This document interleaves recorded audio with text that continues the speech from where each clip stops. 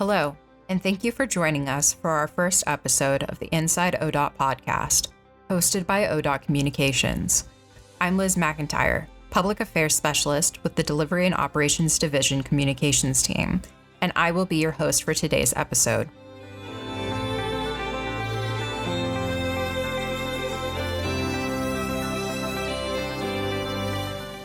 You might be wondering, why a podcast? We know a lot of you aren't at your desks all day and might prefer to listen to stories and updates rather than checking out the news hub or opening the email newsletter. Or maybe your learning style leads you to process information you hear more readily than what you read. Perhaps you're an audio nerd and podcasts are your favorite.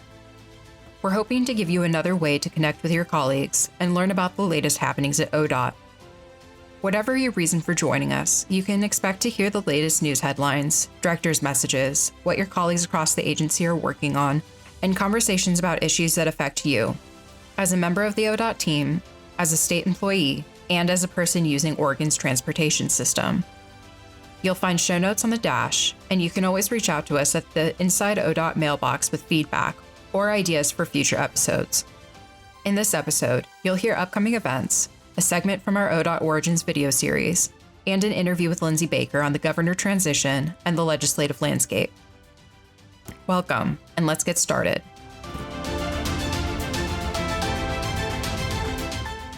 There's always something going on here at ODOT. Here are some of our upcoming events.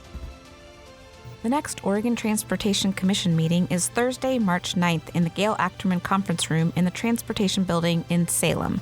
The agenda and link for the live stream will be posted on the OTC website. Check the show notes for the link. And later this month, you can join the Region 1 Diversity Action Team for Part 2 of a presentation on Oregon racial history. Senior Roadway Manager and author and historian Raymond Chong will talk about Oregon's racial history from 1942 to now. That'll be on Monday, March 20th at 2:30 p.m. We'll share that meeting link on the show notes as well. Darrin Neavoll had several family members working at ODOT, and it seemed like a pretty good deal. He worked as a temp in the summers when he was young, then took a permanent position with a maintenance crew. The rest, they say, is history.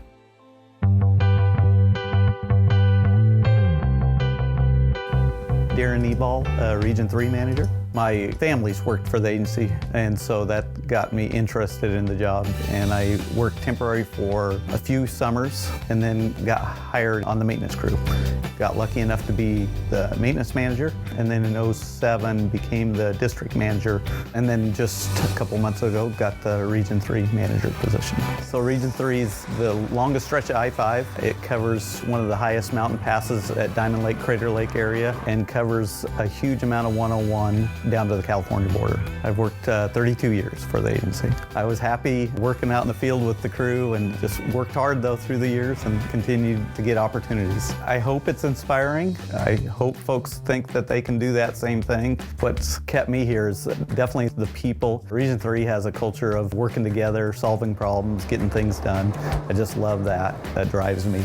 Probably the '96 floods was a highlight, and we did a lot of good work. We lost I-5 down here and put that back together in 3 days. I think working hard each and every day is important. I think it's a great company to work for.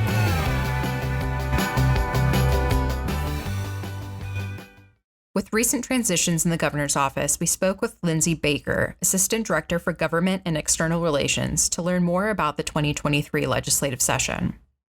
Hi, I'm Sarah Kelber, the Internal Communications Coordinator, and I am here with Lindsay Baker, Assistant Director for Government and External Relations, and we're going to be talking today a little bit about the governor's priorities, the legislative landscape, and getting oriented to all that work. Thanks for joining us. Thanks so much for having me. Sure. Tell us about yourself and your work. Sure. Thanks, Sarah, and thanks again for having me on the inaugural ODOT podcast. It's so exciting. So just by way of a little bit of background, as you mentioned to all the listeners out there, my name is Lindsay Baker. I serve as ODOT's Assistant Director for Government and External Relations. I've been with ODOT for, it's been almost 5 years now. It'll be 5 years in, I believe, March of this year, which seems like a really long time. And I've had the great honor of serving in multiple capacities. So really came over first as our Government Affairs Manager, and then with the reorganization in 2019, took our broader body of work around government affairs, communications, and then trying to really kind of align all of that external facing work that we're doing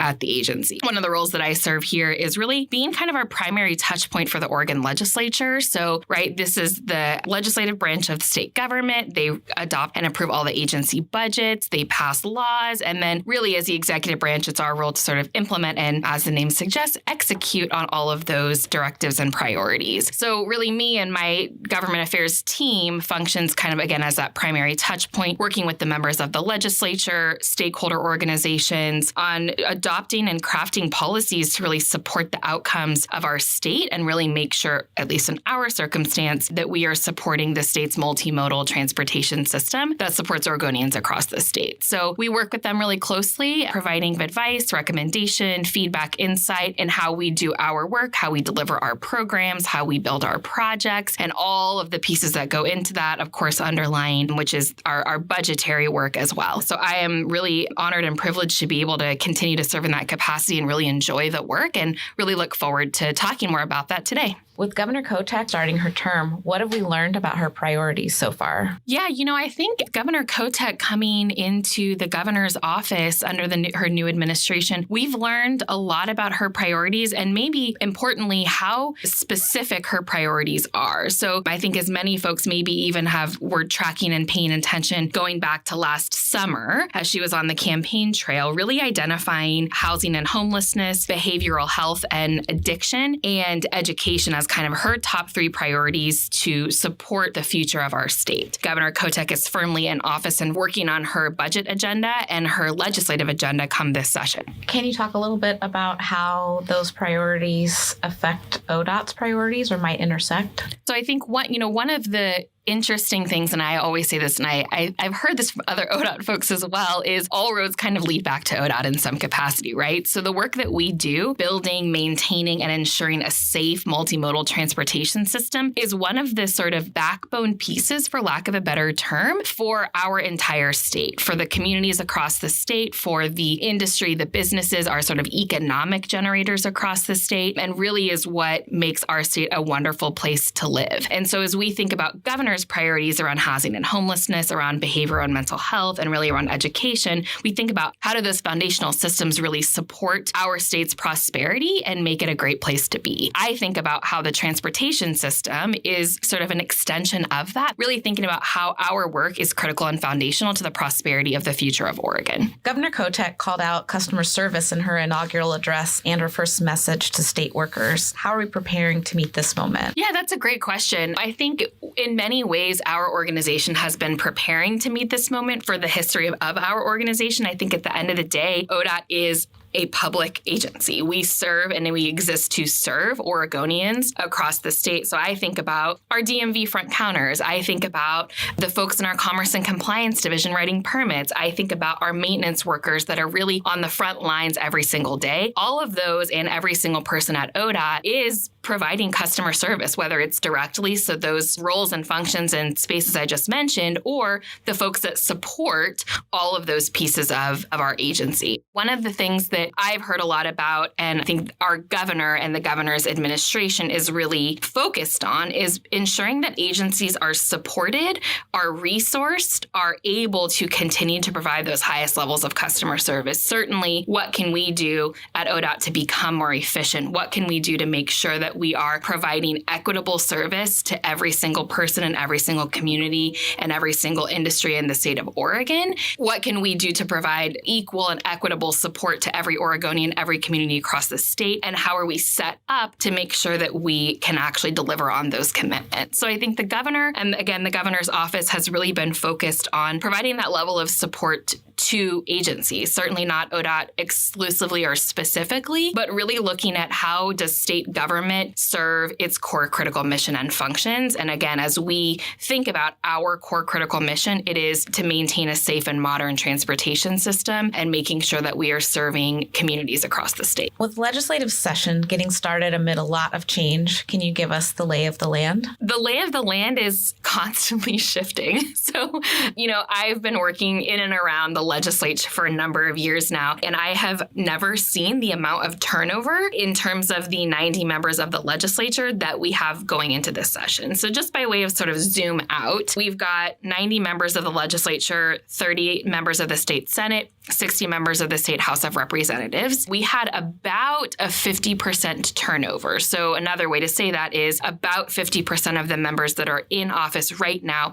have not served a full term in the Oregon legislature before. That, in combination with the fact that there are a number of legislators who have only ever served in a pandemic environment. So they had session since 2021 and 2022 sessions were all virtual sessions. And that was incredibly challenging for a number of reasons, logistical and otherwise. And so again, just to think about the number of members who are brand new to this building, who have not served in person, that just leads to a lot of learning, a lot of opportunities for us to sort of educate and engage about the work that we do, which I think presents a great opportunity for ODOT, but is also sort of scary. We think about, if we had that amount of turnover in one fell swoop at ODOT, that would be incredibly disruptive, and how you sort of lose institutional knowledge, you lose a little bit of that sort of protocol maybe, and you're sort of just trying to re-educate, re-baseline folks in a way that they're doing that, and then also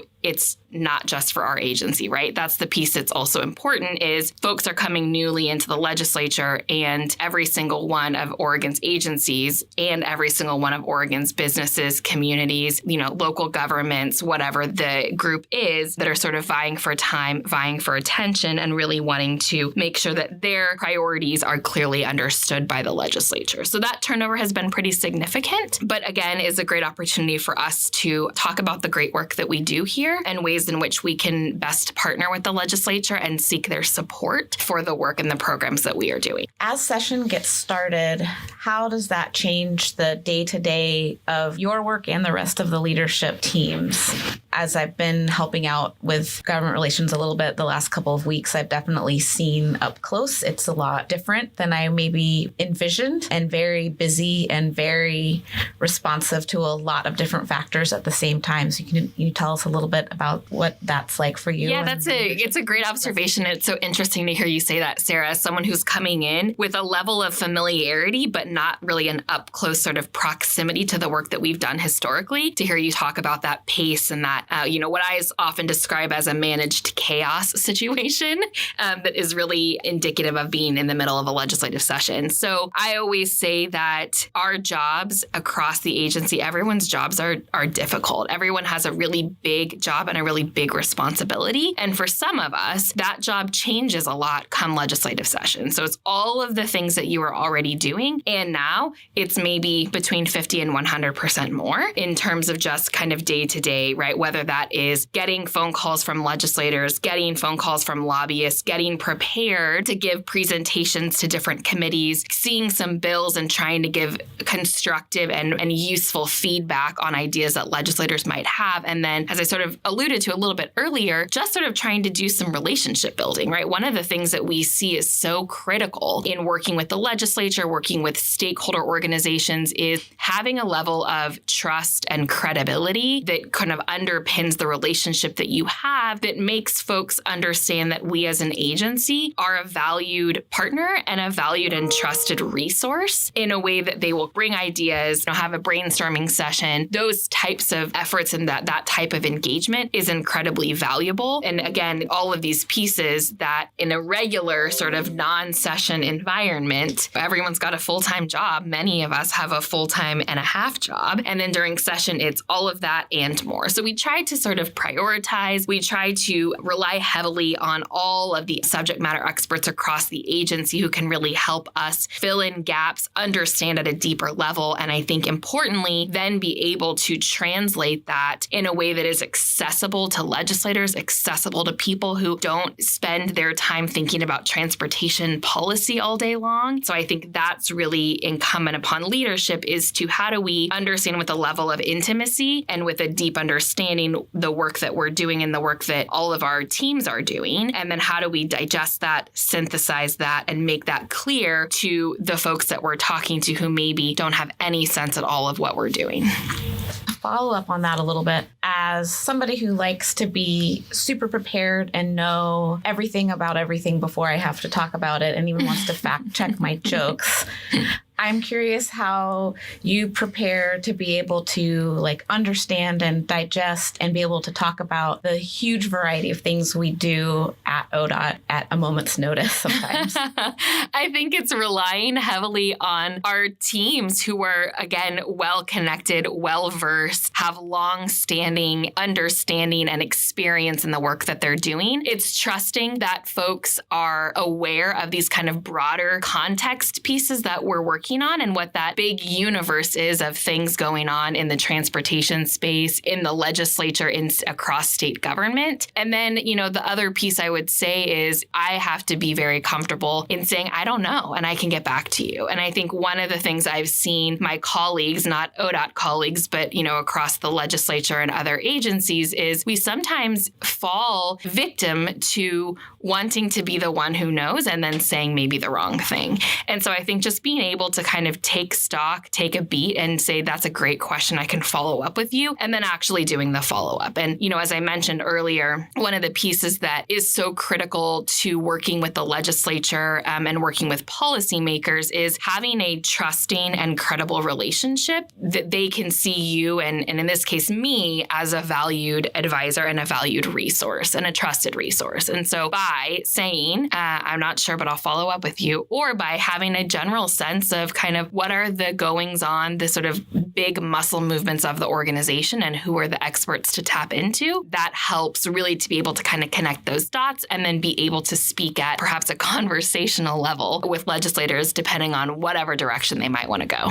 Can you give us a sense of how the cadence of session works? Sure. So session is, I always say it's I think I said this earlier, it's sort of a managed chaos. So we get into, every session's got a different flavor maybe or a different vibe. And I think this session is no exception, particularly since we had a gubernatorial transition and we had that amount of legislative turnover that I mentioned earlier. So I think folks are still sort of getting their feet underneath them, right? Figuring out what policy areas and program areas do I want to dive into and learn more about? Who do I want to talk to? Where do I want to actually spend my time and prioritize my efforts and my focus? And I think, as we see that cadence kind of come together and we have a clearer picture of how a session is feeling in the cycle of a session, we've got a few committees that we spend a lot of time in front of. So I think of the Joint Committee on Transportation, the Business and Labor committees, our Budget Subcommittee. So we have those kind of standing regular committees every single week. Sometimes we have them twice a week. We have some members, legislators that we work very, very closely with. And so we have standing meetings with them to hear about what they're working on,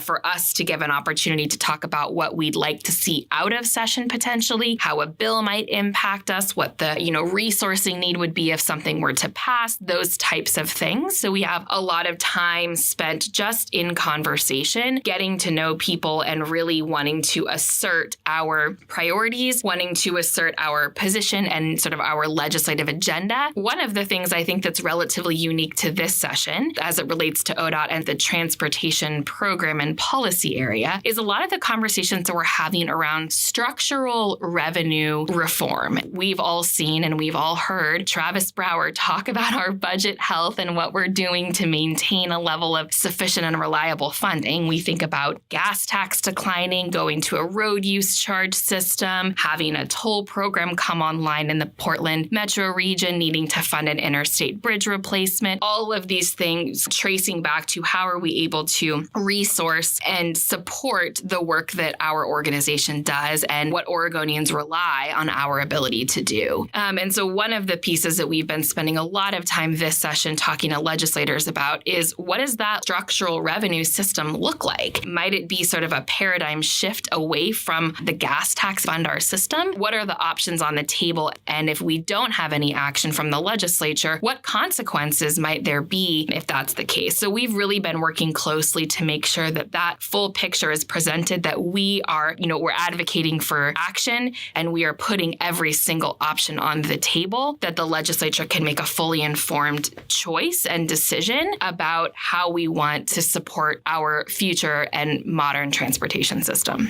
When we at ODOT are out talking to our friends and neighbors about the work that we do here, are there any key messages that we should be sharing with them? Yeah, it's funny. I'm sure that I'm not alone as an ODOT employee who finds myself talking about transportation much more than I did before I was an ODOT employee. And so the thing that I always like to think about is, put yourself in the shoes of your family or your friend who doesn't work at ODOT, right? How do they experience the transportation system? How do they experience working with ODOT maybe, or working with their local city or county official? And what do they need out of a transportation system? So I think about how my friends and family want to see a safe system. I think about how they want to be able to get where they need to go and sort of rely on the system is going to be there. I also know that people think about their own household budget. They think about how they are going to make ends meet. How are we able to help our friends and family make the connection that transportation is a huge piece of that? And if we want to have a system that connects communities, that supports getting where we need to go, that supports getting things that we want delivered to our homes, we want to walk, we want to bike around our communities. How are we contributing to making that a clean and a safe system at the end of the day? Is there anything else you'd want to share in our inaugural episode? Our inaugural episode, I would just say, if I could leave with anything, it would just be a thank you to everyone who is listening. I imagine they're mostly, maybe exclusively ODOT employees, and just a thank you for the work that you do, for continuing to serve our state, and for showing up in the way that you do. I can't tell you the number of times that I get contacted by, whether it's a legislator, whether it's a constituent of a legislator, a local county commissioner or city councilor, who says, I just wanted to pass this along, that I went to the Albany DMV and it was the best experience I've ever had. And I just want to pass this along. I was stuck on the side of the San Diego Pass, and someone came and helped me because I didn't know what to do. And those connections and that level of service that I know every single one of us brings to our work here every single day does not go unnoticed, and means a lot to the individual people that we serve. And so if I could say anything, it would be a thank you for continuing to be the face of our agency and to continue to show up and serve every single Oregonian the way that we do. I am sure that I only get a very, very, very small percentage of those kudos, and know that we've got folks across this organization who are dedicated, who have served in these positions for a very, very long time. And so thank you for continuing to do that work. Speaking of thank yous, thank you for joining us today. Thank you. You have been listening to the Oregon Department of Transportation's Inside ODOT podcast. If you would like to learn more about these topics or read this month's news stories, you can find links in the podcast description. Until then, I'm Liz McIntyre. Safe travels, everyone.